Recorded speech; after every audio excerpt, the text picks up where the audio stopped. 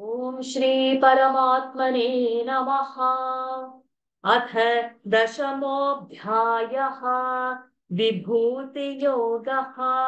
श्रीभगवानुवाच भूय एव महाबाहो शृणु मे परमं वचः। यत्तेऽहं प्रीयमाणाय वक्ष्यामि हितकाम्यया। न मे विदुसुरगणाः प्रभवं न महर्षयः। अहमादिर्हि देवानां महर्षीणां च सर्वशः। यो मामजमनादिं च वेत्ति लोकमहेश्वरम्। असम्मूढः समर्थ्येषु सर्वपापैः प्रमुच्यते। बुद्धिर्ज्ञानमसम्मोहः क्षमा सत्यं दमः शमः। सुखं दुःखं भवो भावः भयं चाभयमेव च। अहिंसा समता तुष्टिः तपोदानं यशो यशः। भवन्ति भावा भूतानां मत्त एव पृथग्विधाः। महर्षयः सप्त पूर्वे चत्वारो मनवस्तथा। मद्भावा मानसा जाताः येषा लोक इमाः प्रजाः। एतां विभूतिं योगं च मम यो वेत्ति तत्त्वतः। सोऽविकम्पेन योगेन युज्यते नात्र संशयः। अहं सर्वस्य प्रभवः मत्तः सर्वं प्रवर्तते इति मत्वा भजन्ते मां बुधा भावसमन्विताः। मच्चित्ता मद्गतः प्राणाः बोधयन्तः परस्परं कथयन्तश्च मां नित्यं पुष्यन्ति च रमन्ति च। तेषां सततयुक्तानां भजतां प्रीतिपूर्वकं ददामि बुद्धियोगन्तं येन मामुपयान्ति ते। तेषामेवानुकम्पार्थम् अहमज्ञानजन्तवः नाशयाम्यात्मभावस्थः ज्ञानदीपेन भास्वता। अर्जुन उवाच परं ब्रह्म परं धाम पवित्रं परमं भवान् पुरुषं शाश्वतं दिव्यम् आदिदेवमजं विभुम्।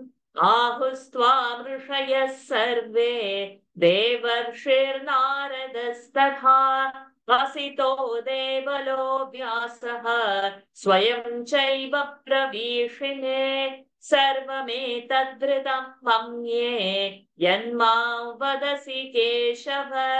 न हि ते भगवन् व्यक्तिं विदुर्देवानदानवाः। स्वयमेवात्मनात्मानं वेत्थत्वं पुरुषोत्तम।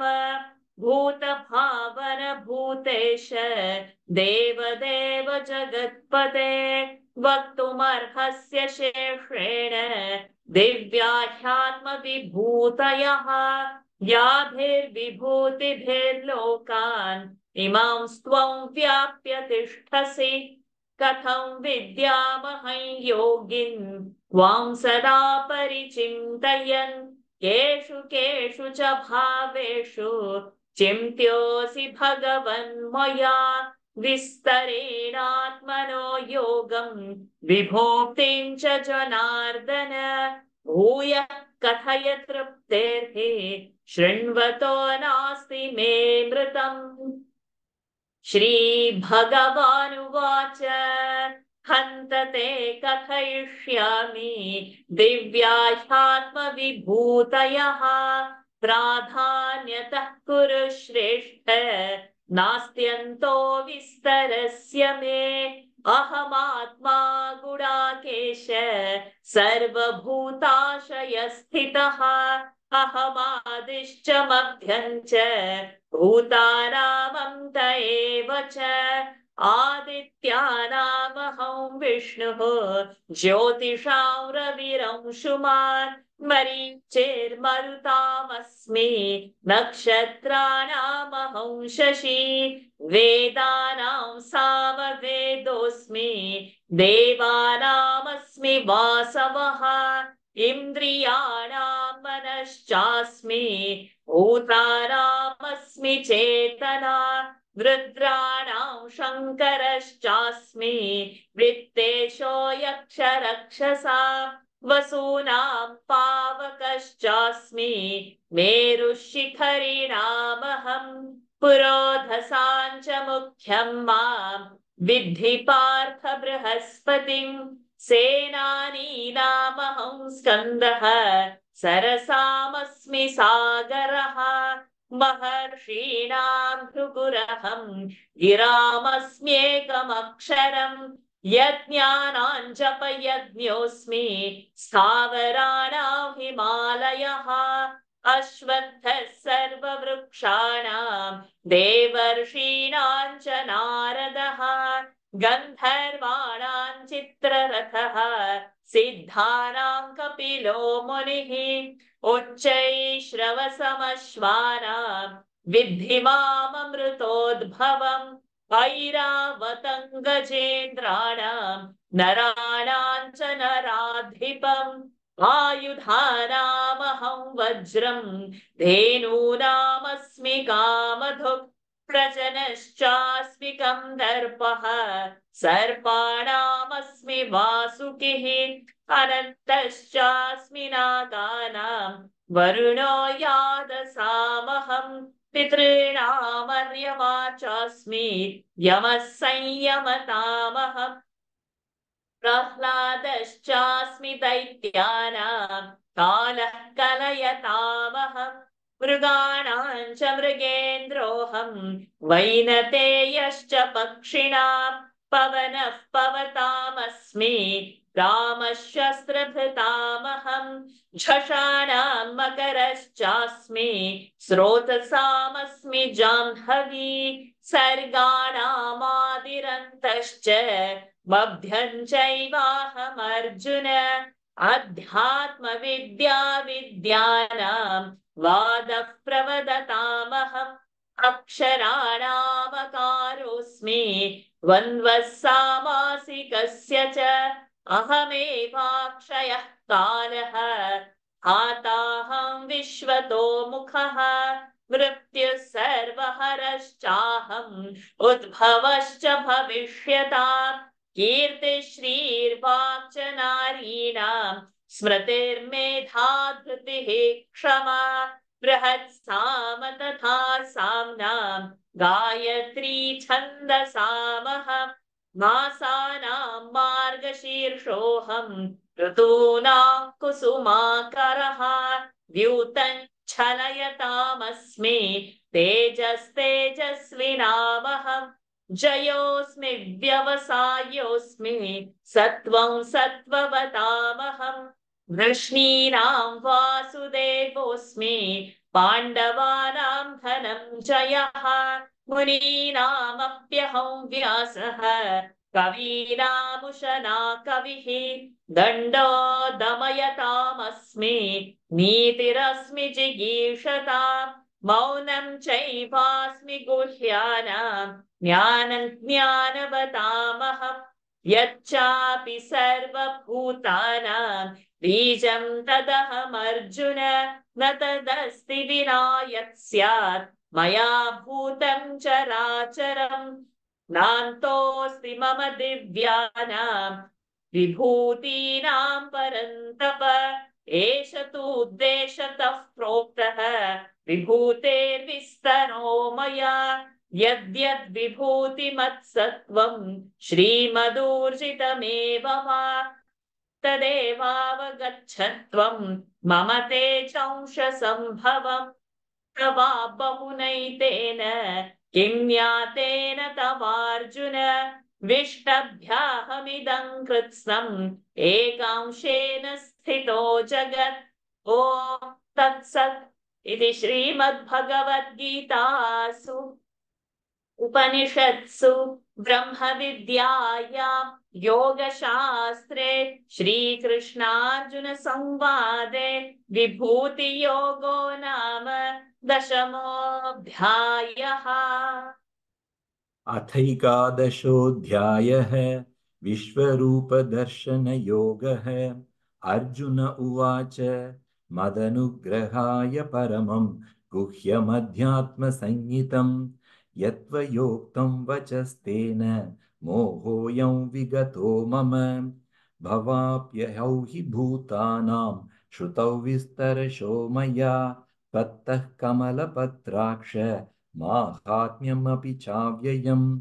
एवमेतद्यथा तत्त्वम् आत्मानं परमेश्वर द्रष्टुमिच्छामि ते रूपम् ऐश्वरं पुरुषोत्तम। मन्यसे यदि तच्छक्यं मया द्रष्टुमिति प्रभो योगेश्वर ततो मे त्वं दर्शयात्मानमव्ययम्। श्रीभगवानुवाच पश्य मे पार्थरूपाणि शतशोऽथ सहस्रशः नानाविधानि दिव्यानि नानावर्णाकृतीनि च। पश्यादित्यान् वसून् रुद्रान् अश्विनौ मरुतस्तथा बहून्यदृष्टपूर्वाणि पश्याश्चर्याणि भारत।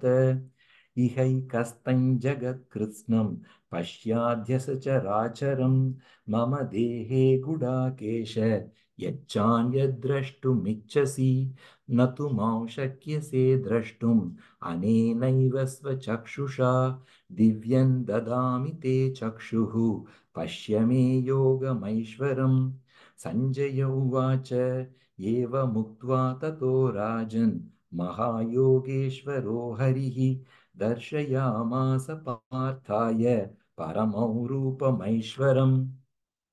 अनेकवक्त्रनयनम् अनेकाद्भुतदर्शनम् अनेकदिव्याभरणं दिव्यानेकोद्यतायुधम् दिव्यमाल्याम्बरधरं दिव्यगन्धानुलेपनं सर्वाश्चर्यमयं देवम् अनन्तं विश्वतोमुखम्।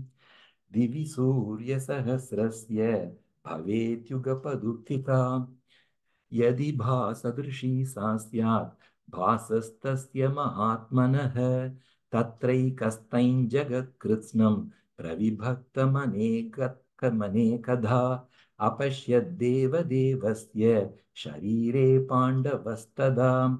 ततः स विस्मयाविष्टः हृष्टरोमा धनञ्जयः प्रणम्य शिरसा देवं कृताञ्जलिरभाषत। अर्जुन उवाच पश्यामि देवांस्तव देवदेहे सर्वांस्तथा भूतविशेषसङ्घान् ब्रह्माणमीशं कमलासनस्थं ऋषींश्च सर्वानुरगांश्च दिव्यान् अनेकबाहूदरवक्त्रनेत्रं पश्यामि त्वां सर्वतोऽनन्तरूपं नान्तन्न मध्यन्न पुनस्तवादिं पश्यामि विश्वेश्वर विश्वरूप। किरीटिनं गदिनं चक्रिणं च तेजोराशिं सर्वतो दीप्तिमन्तं पश्यामि त्वां दुर्निरीक्ष्यं समन्तात् दीप्तानलार्कद्युतिमप्रमेयम्। त्वमक्षरं परमं वेदितव्यं त्वमस्य विश्वस्य परन्निधानं त्वमव्ययः शाश्वतधर्मगोप्ता सनातनस्त्वं पुरुषो मतो मे। अनादिमध्यान्तमनन्तवीर्यम् अनन्तबाहुं शशिसूर्यनेत्रं पश्यामि त्वां दीप्तहुताशवक्त्रं स्वतेजसा विश्वमिदन्तपन्तम्। द्यावा पृथिव्योरिदमन्तरं हि व्याप्तं त्वयैकेन दिशश्च सर्वाः दृष्ट्वाद्भुतं रूपमुग्रं तवेदं लोकत्रयं प्रव्यथितं महात्मन्। अमीहि त्वां सुरसङ्घा विशन्ति केचिद्भीताः प्राञ्जलयो गृह्णन्ति स्वस्तीत्युक्त्वा महर्षिः सिद्धसङ्घाः स्तुवन्ति त्वां स्तुतिभिः पुष्कलाभिः।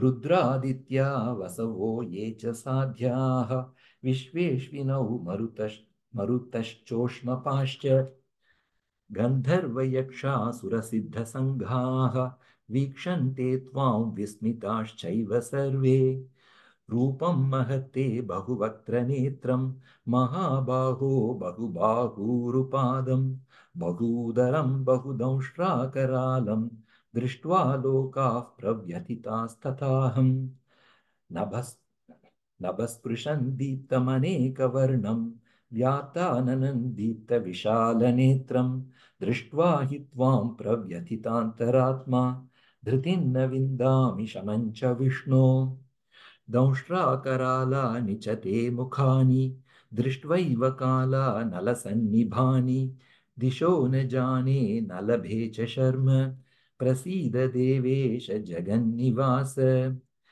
अमी च त्वां धृतराष्ट्रस्य पुत्राः सर्वे सहैवावनिपालसङ्घैः भीष्मो द्रोणः सूतपुत्रस्तथासौ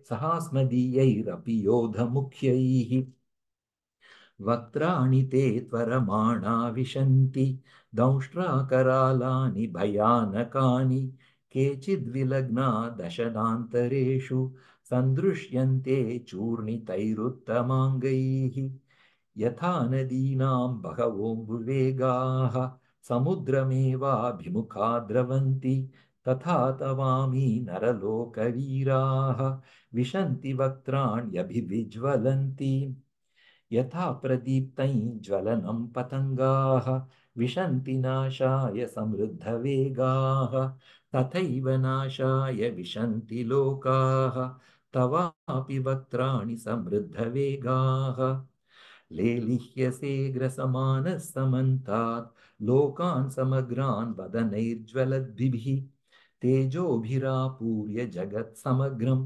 भासस्तवोग्राः प्रतपन्ति विष्णो आख्याहि मे को भवानुग्ररूपः नमोऽस्तु ते देववरप्रसीद विज्ञातुमिच्छामि भवन्तमाद्यं न हि प्रजानामि तव प्रवृत्तिम् श्रीभगवानुवाच कालोऽस्मि लोकक्षयकृत् प्रवृद्धः लोकात् समाहर्तुमिह प्रवृत्तः ऋतेऽपि त्वां न भविष्यन्ति सर्वे एव स्थिताः प्रत्यनीकेषु योधाः तस्मात् त्वमुत्तिष्ठ यशो लभस्व जित्वा शत्रून् भुङ्क्ष्व राज्यं समृद्धं मयैवैते निहताः पूर्वमेव निमित्तमात्रं भवसव्यचासिन् निमित्तमात्रं भवसव्यसाचिन् द्रोणं च भीष्मं च जयद्रथं च कर्णं तथान्यानपि योधवीरान्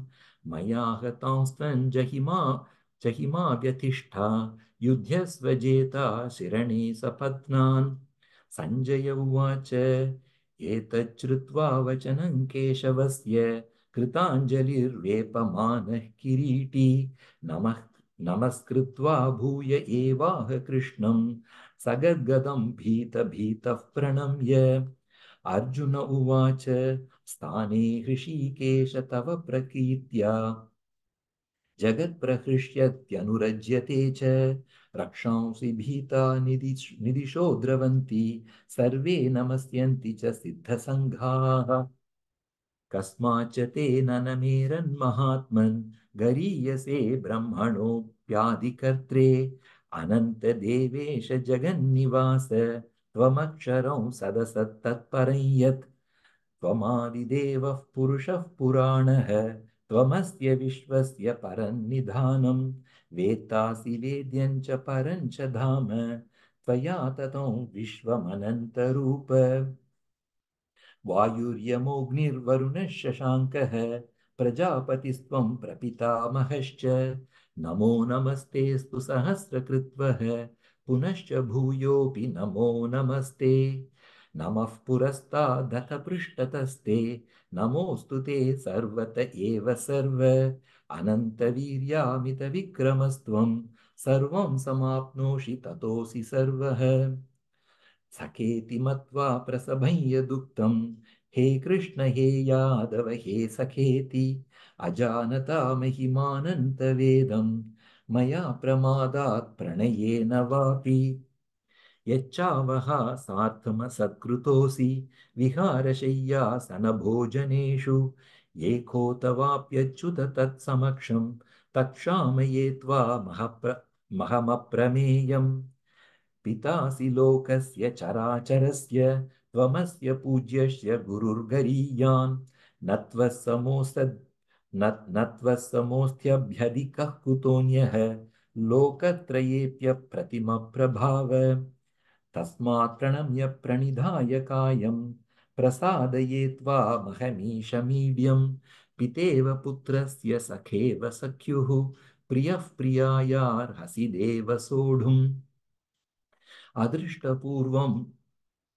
अदृष्टपूर्वं हृषितोऽस्मि दृष्ट्वा भयेन च प्रव्यथितं मनो मे तदेव मे दर्शय देवरूपं प्रसीद देवेश जगन्निवास किरीटिनं गदिनं चक्रहस्तम् इच्छामि त्वां द्रष्टुमहं तथैव तेनैव रूपेण चतुर्भुजेन सहस्रबाहो भव विश्वमूर्ते श्रीभगवानुवाच मया प्रसन्नेन तवार्जुनेदं रूपं परं दर्शितमात्मयोगात् तेजोमयं विश्वमनन्तमाद्यं यन्मे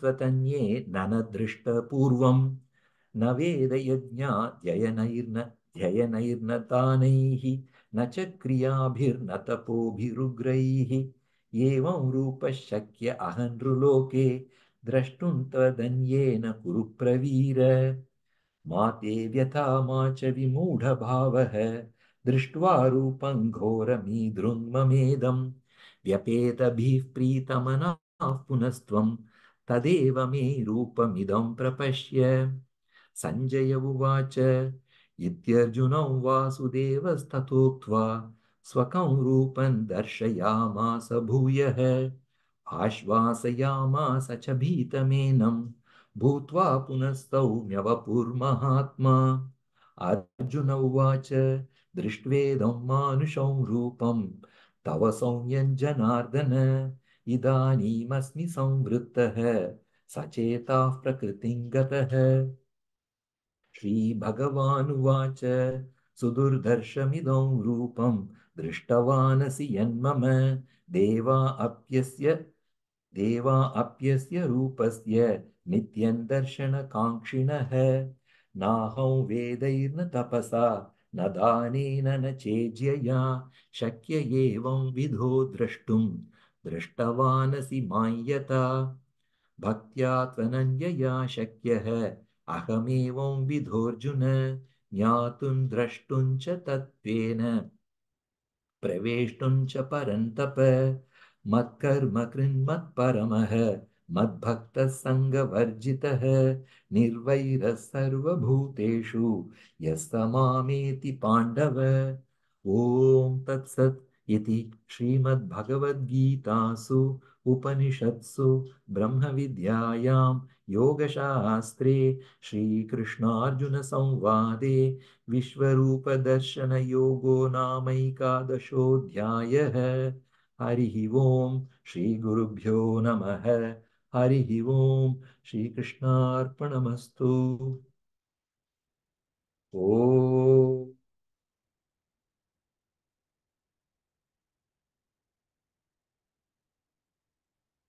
ओ